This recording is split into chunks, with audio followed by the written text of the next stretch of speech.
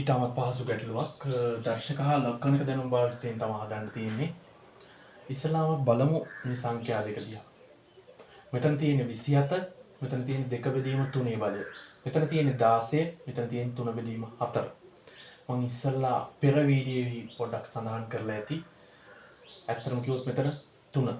මෙතන 2 බෙදීම 3 කියන්නේ මෙතන භාග සංඛ්‍යාවක්.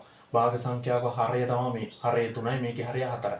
මේකේ හරය 3 වෙනකොට මෙන්න මේ 27 කියන සංඛ්‍යාව කුමක් හෝ සංඛ්‍යාවක 3 බලයක් විදිහට ලියන්න පුළුවන්. කුමක් හෝ සංඛ්‍යාවක 3 බලයක් විදිහට ලියන්න පුළුවන්. O level ගැටලු වෙන්නේ ওই විදිහටම තමයි. කිසිම වෙනසක් වෙන්නේ නැහැ. පොඩි ට්‍රික් එකක්. මෙතන 4 තියෙනවා නම් මේ 16 කියන එක කුමක් හෝ සංඛ්‍යාවක 4 බලයක් විදිහට ලියන්න පුළුවන්. කුමක් හෝ සංඛ්‍යාවක 4 බලයක් විදිහට ලියන්න පුළුවන්. හරිද? මම එන යන්නම් විදිහට. 27. 27 මට ලියා ගන්න පුළුවන්. 3 වරක් 3 9, 9 වරක් 3 27යි. ඒ කියන්නේ 3 3 බලය. මේව දාමු. බලයක බලය අවස්ථාව එන්නේ. 16 ලියා ගන්න පුළුවන් මොකක් හරි සංඛ්‍යාවක 4 වෙනි බලයක් විදිහට. 2 4. මහලොක් ගන්න නෙමෙයි 2 4. 2 වරක් 2 4යි, 4 වරක් 2 8යි, 8 වරක් 2 16.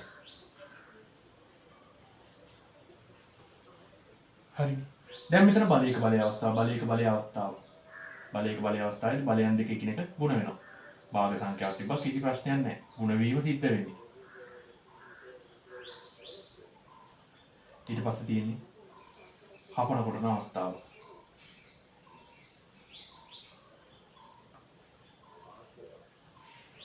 එකම සංඛ්‍යාවක්. මෙහෙම තියෙද්දි උඩයට විතරයි කපන්න පුළුවන්.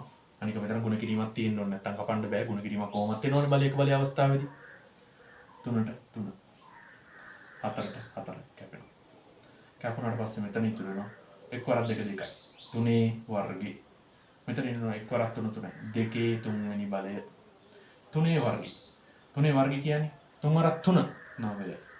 2 ගණේ කියන්නේ 2 වරක් 2 4යි. 4 වරක් 2 8යි. 8යි. 9න් 8ක් අඩු වුණාම 1යි. අවසාන පිළිතුර 1යි.